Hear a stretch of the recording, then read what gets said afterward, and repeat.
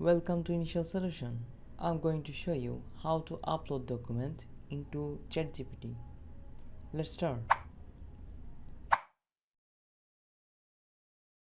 Log into your account. Click on this.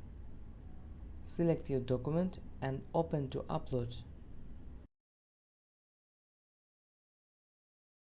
Before this, enable ChatGPT File Uploader Extended extension. That's it. Hope you liked that. Thanks for watching. Don't forget to subscribe.